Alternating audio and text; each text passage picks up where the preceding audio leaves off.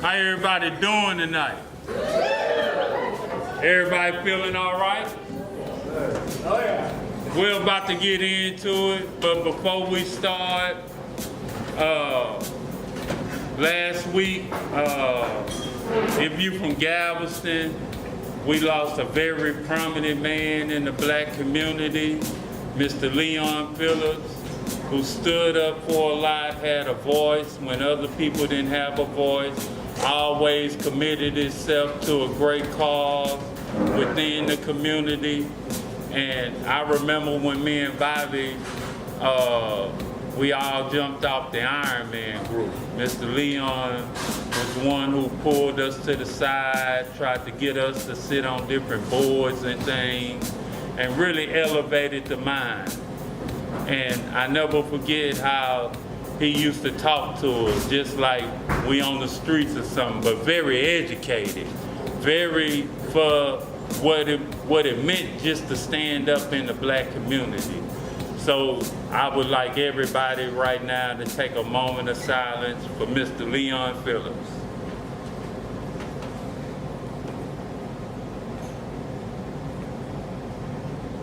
All praises to Yah. Thank you, Mr. Leon, for everything you did for God. It's game time, show time. Are y'all ready to show up and show out like God lives through us, putting on a show in this showdown? It's going down. Coming up through the ranks, you made your mistakes. Let yourself and others down, but this is a new day. Another opportunity to make it right, to make light of your follies, your own foolishness. Because it takes a fool to want to be king, and it takes a king to realize that you're not running a damn thing when you represent the people, your teammates, hometown, family, friends, lovers, yourself. Leave it all on the field today. Give it away like red hot chili peppers at a Mexican barbecue in LA. Let the hurt, disappointments, worry, stress, hunger, and doubt motivate you. Let those who are more skilled in their positions inspire you. Trust your instincts, that gut feeling. Stay 2 steps ahead even when playing behind. Yes, there have been losses, but to win this game is to learn from them. Learn from the poor choices that you and others have made. Let your character be defined by your caliber, not just what you do, but who you are. Not what you have, but what you give. Let what you say be surpassed by well-prepared moves. The levels of your abilities, whether erratic or stability, the chaotic or orderly, the consistency and continually finding continuity with credibility responsibly, even when things are going drastically. Don't act desperately out of fear or living comfortably. Familiarity can sometimes be limiting.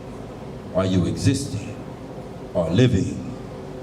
Go out there and give your all, leaving the chance what she owns, but taking everything else that she gives. You've put in the work, exercising your faith, so there's no longer need to hesitate nor wait. Let's go. Let's go. And be great.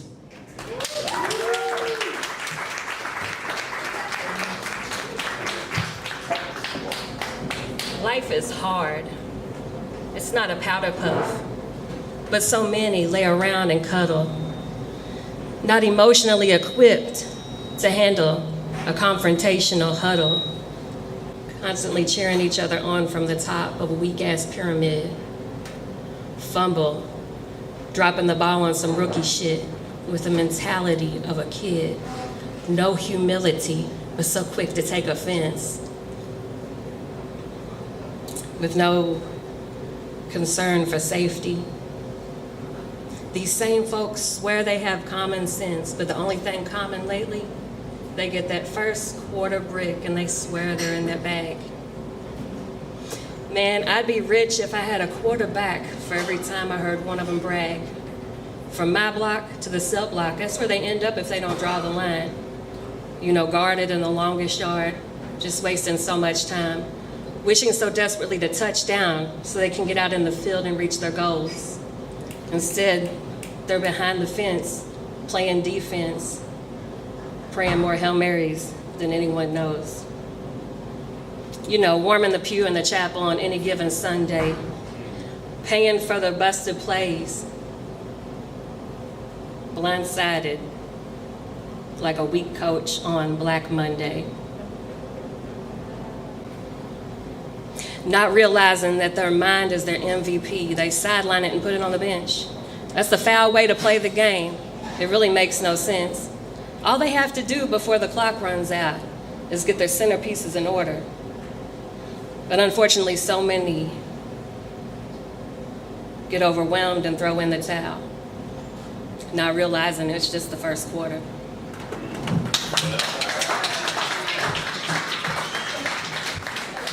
Coach warned me before coming back into the game at the end of the first quarter that all the players 5 minutes into the game of life was complaining about American chop blocks, state defensive polls, how to stop this federal offense of economy against the poor people on our defense. Nobody knows. By 7 minutes into this American contact sport that most of the players from the ghetto chose, the game where the referees' flags are systematically thrown, penalty calls that the powers in the booth uphold.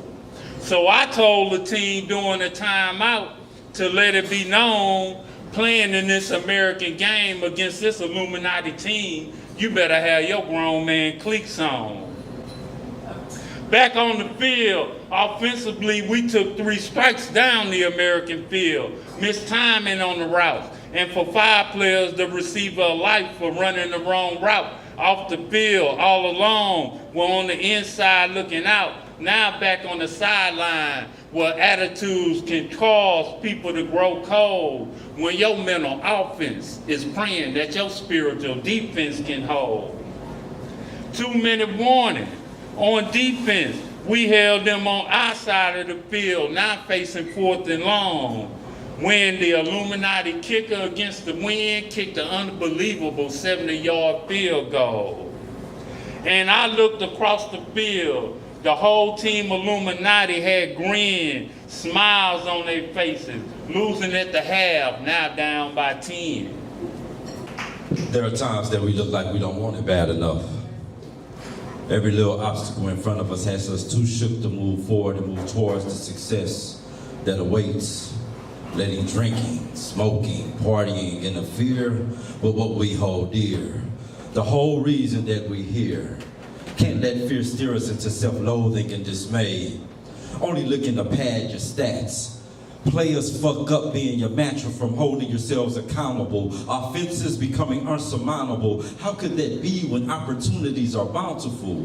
We're moving down the field a lot easier. But those Friday night lights have cheers, deafening ears, showboating after big plays. But you ain't putting no points on the board.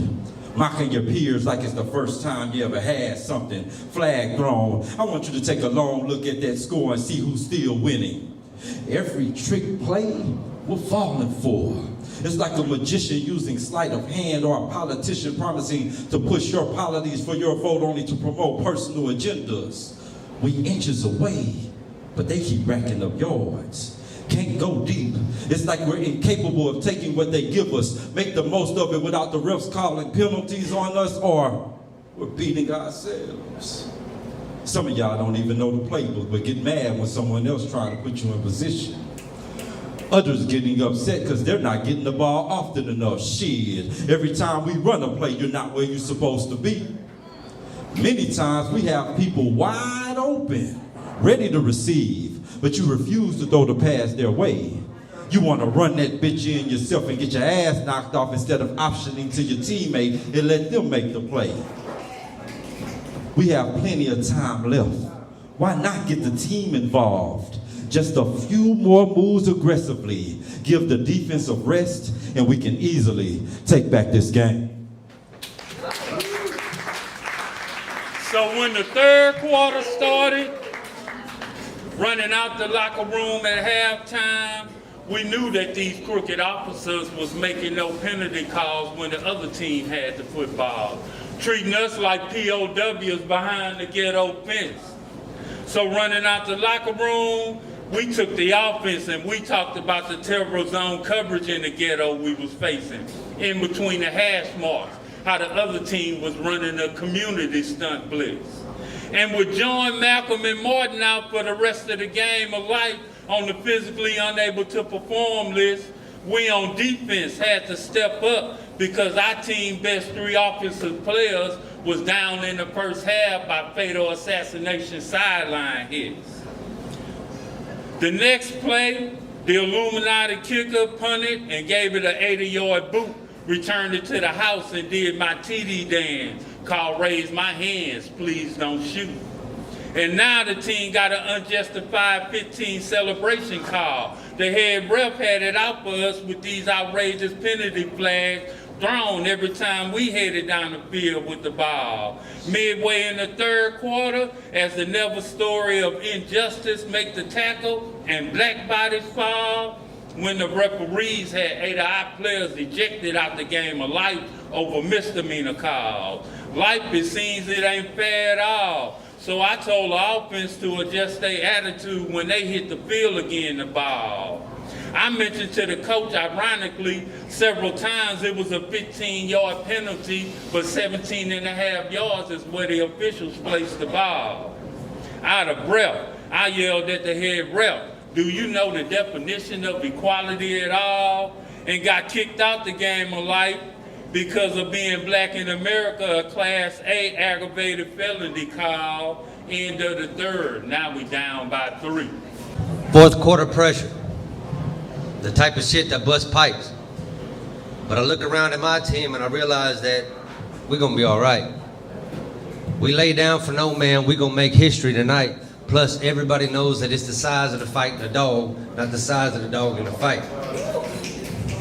Coach calls the play, we're breaking the huddle. You run a go, post, and you run a bubble. You can trip and you can stumble, but make sure never to fumble. Stand tall in the pocket when life starts to crumble. Keep your eyes on the prize as you work through your progressions. Trust in your training because you've channeled your obsessions.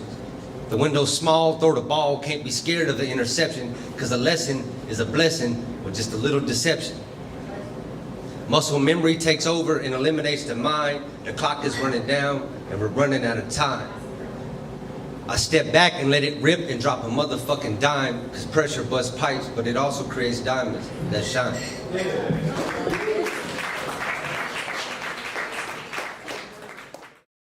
Please help me bring to the stage Miss Chrissy Rewords.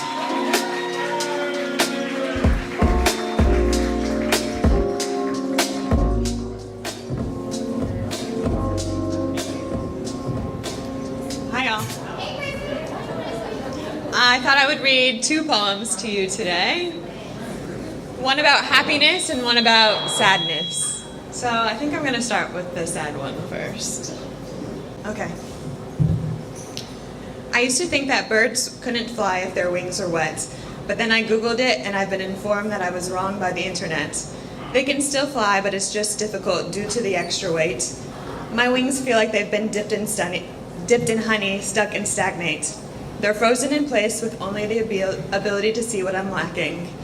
Today I was knocked to the ground by grief, which was utterly nerve-wracking. It was after I read a poem written to me by a dear friend. In my heart, there was a crack I knew I couldn't mend. This dear friend of mine isn't dead yet. There was just some parameters that had been set. She told me I shouldn't call her crying and upset. Instead, she wanted to get a call in the wee hours before she had gotten up yet. So here I am on my 3rd glass of wine, attempting this rhyme before I call that best friend of mine. Almost every day I miss my previous life. Constantly comparing to how happy I used to be is my current strife. I won't lie to you and say that change is easy, because this transition has been anything but light and breezy. How could I leave everything I had behind and start over again? It's been such a pain to find a job, a house, and to stock my cupboards with cayenne. I thought things would magically fall into place, and for that, I feel dumb. I knew adjusting to my new life would be hard, but I didn't think it would be this toilsome. Birds congregate in colonies, mobs, murders, and hosts. I too have a wide variety of support posts. In this world, I have made so many connections, and I feel so thankful for their love and affection. Now the bottle of wine is nearly gone, but I think I'll wait to call that best friend of mine at dawn. Grief of my former life might be trying to clip my wings, but I am the creator of my reality and perspective on all things. I am free to soar and fly. I just might have to be patient as I let my wings dry. Yeah.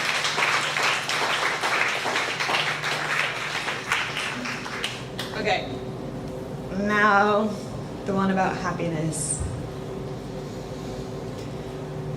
It used to be so easy to open my heart up and allow others to parade around, taking bits of my happiness, using all that could be found. Thankfully, my happiness was always regenerating, until one day I noticed him taking quite a lot. The amount of snatching was accelerating. He crept in when I was fragile and tender, sticking around until I looked away. Going unnoticed as he stole, on my inner being he would prey. I thought he had chosen me for my adoration for life. I thought I had been hand-picked. In actuality, I was in love with an addict. He was addicted to my supply of joy. The more he took, the more he would demand. He couldn't make his own, so there he was, stealing more than I could stand. I craved being the elixir to his ailments, but my entire heart was never enough. For him, it was all about disengagement.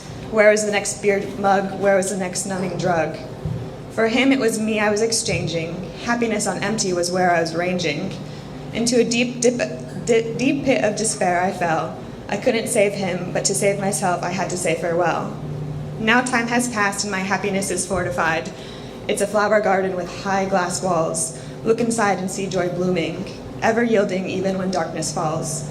The thick glass is unpenetrable. You will be denied to frolic with me in my delight unless graciously allowed inside. My happiness is my own, beautifully sculpted with these hands. On bad days, I still tend to it, nurtured as I wait for it to expand. I learn what makes me happy, built up through the rubble. It's a gift to know myself better, even through all that trouble. My abundant happiness, it was crafted by me, my secret weapon held abundantly. In my terranium of happiness, that's where you'll find me currently.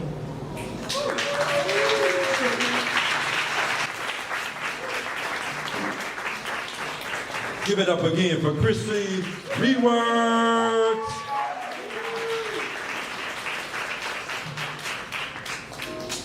Y'all having a good time?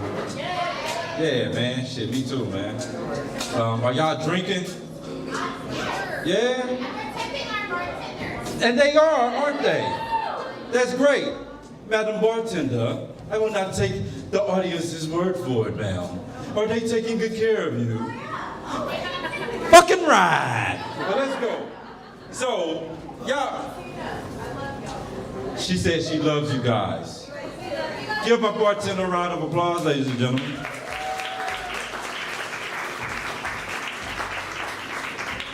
So this young lady that I'm about to bring to the stage is very, very, very pivotal in this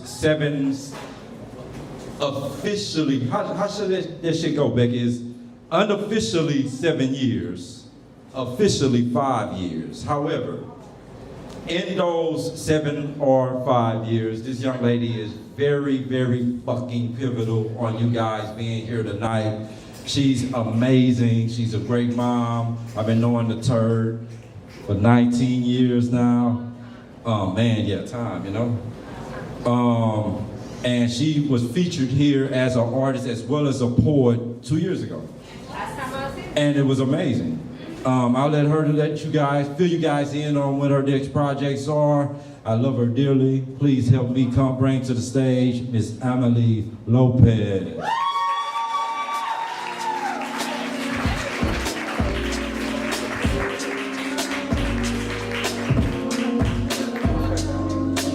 Look at this microphone. I'm so proud of you, Eddie and Bobby. Jesus.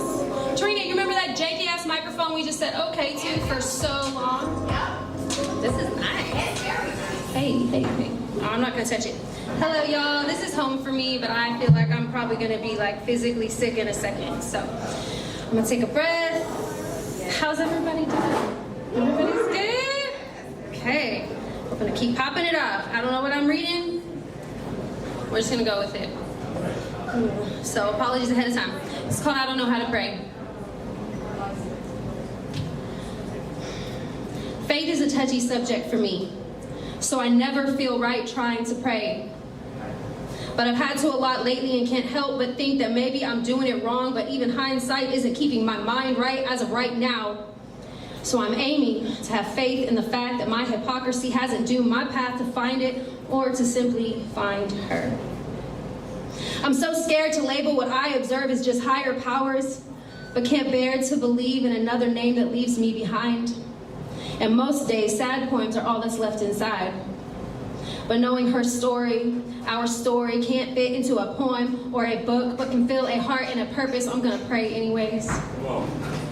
People pack the funeral parlor, my words perched on the podium, and many say angels did indeed pick her out of all her turmoil to take home. But I don't know much about angels. If she is one, and I can find the faith, and my hypocritical ways don't bring judgment upon my skeptical existence, all I want to ask her is, can you sneak back out later? Like when we were kids. I'll leave the old island window cracked before it's too quiet so that God doesn't hear you. Can you stretch those lanky long fingers through the skies just enough and pull yourself down for a bike ride through dark streets and my darkest dreams? Can you please come see me? And we will trace our fingers on the trees we carved into years ago in the same neighborhood your mom couldn't leave when you were younger and couldn't stay inside of when you were gone. There's still green grass there. I want to hear our wheels rolling under shaky streetlights while everything else is dead silent, but not like the dead silent that you've been. And everything is still the wrong kind of silent. Because I can hear every ounce of sadness surface in every ounce of me. I can hear that call over and over, feel the pain in my knees from the fall, hear the balls dribbling as my boys, your godson, play on the court. Can't even clean my body because I'm still working on washing these tears away. But can hear my disbelief take over all logic as I lie to myself daily that this isn't real, that this isn't real life. Because lately I'm walking down these streets holding hands with this pain and not you. I avoid the beach, our favorite place where the waves sound like her body crashing against the world. Instead, drown myself in guilt. Guilt that people tell me is misplaced. Guilt that I'm entitled to. Guilt that only I'll get through. I'm guilty of so much and wish others would stop telling me I couldn't have saved her while my nightmares are filled with me missing her last phone call before it was too late. Don't tell me this pain in my knees is under my control or that my children's fading laughter isn't forever haunting them too. Because in that moment, time stopped, courses changed, lungs empty, dreams shattered, memories flooded, and faith failed me. And I had to convince myself that the only truth is that she isn't coming back. For me to share this pain, I have to cause pain, pretend that I am gifting understanding wrapped up carefully in dampened sheets of sorrow like the ones that helped her slip into a forever somber sleep after some man decided to steal so much of her life that she decided that she didn't need the rest of it. I don't know how to pray. Ask for answers. Even as a little girl, I was a skeptic, but I know what it is to inhabit a lifeless, soulless existence. And for some reason, I couldn't see it in her. I don't know how to grieve, I just know how to push through. And I've been locked up in my room lately and everybody talks to me like my mom still decides if I come out to play, talking to me like I need more self-care while I'm realizing I need more self-prayer. But I'm thinking it's someone else that I need to listen to, navigate through, spill my heart onto. I'm thinking it's God, I'm hoping it's faith. I'm practicing my hypocritical prayers while locked up in this room because I've got to get back to her. Thank you.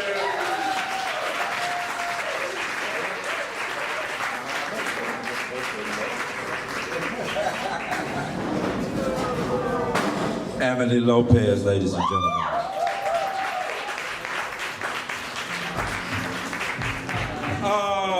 Y'all ready for y'all next poet?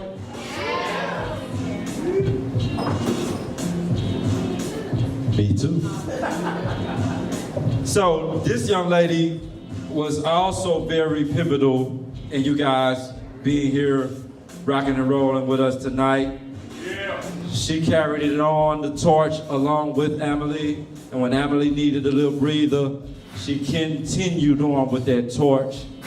And she's burning many torches in Galveston, quiet as kept. And I'm so pleased to know this young lady. And I'm picking your brain soon, kid. Like, Now that you know who I am now, you know, we're finna do some great things. So, without any further ado, please help me bring to the stage Miss Tarina Harris.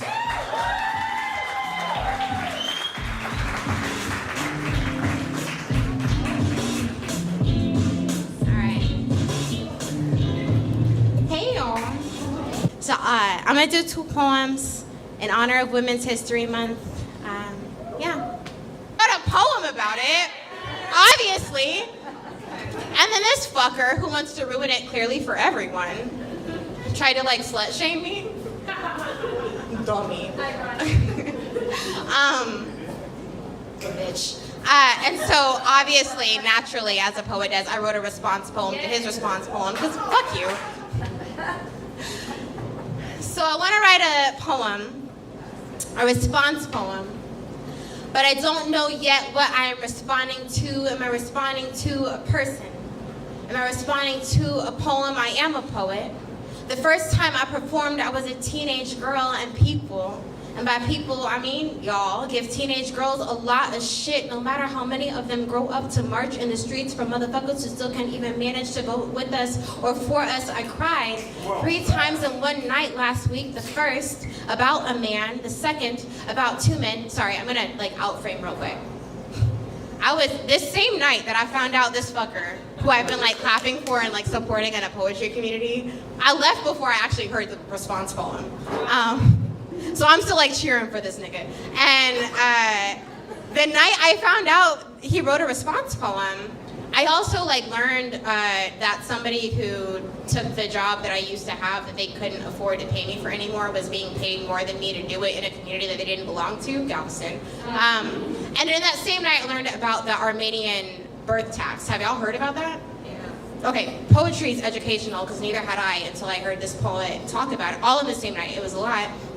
In Armenia, they basically, during the Armenian wars, would go to houses I think it was like every 3 months, and test women for pregnancy, like do pregnancy tests, because they wanted to increase the population so they would have more men to send to war. And if you were a woman who was not getting pregnant, and if you did not get pregnant, if you were not helping contribute to increasing the population who could grow up to contribute to war, you were taxed. I think it was something like 60 to 80% is what your household was taxed, and or raped and beaten and murdered and or imprisoned. So for motherfuckers who just can't manage to vote with us or for us, I cried 3 times in one night last week. The first, about a man. The second, about 2 men. The third, about an army of men. If my tears are a response poem, can you tell me what they are responding to? Are they responding to an opinion? Are they responding to a circle jerk?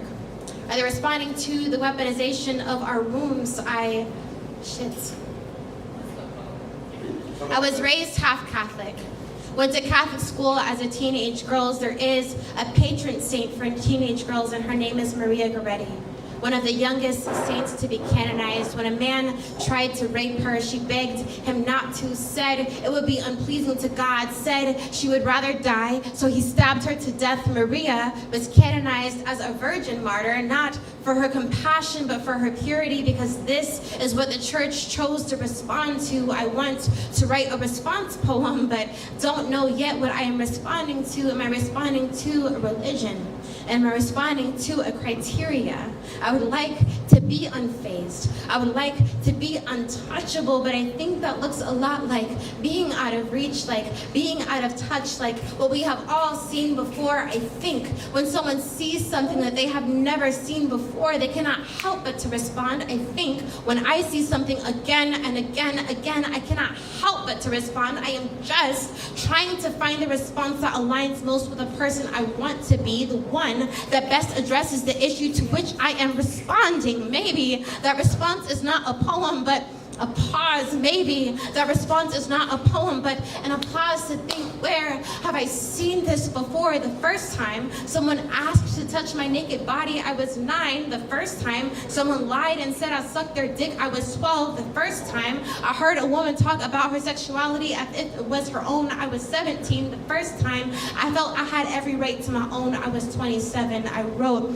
a poem celebrating the reclamation of female sexual pleasure, but left before I could hear the response poem. The spoiler, I've been hearing that response poem my whole life. Synopsis, the appraisal of a woman's value is yours to do with what you will, and you are entitled to treat her accordingly. Summary, you can't respect us anymore if or after we let you nut inside of us. But the first time I learned there is a word for when someone has sex with you and leaves something behind as if it was yours to carry. I was 10 in health class. I'm just saying, maybe you should get yourself checked, or in other words, check yourself. Thank you.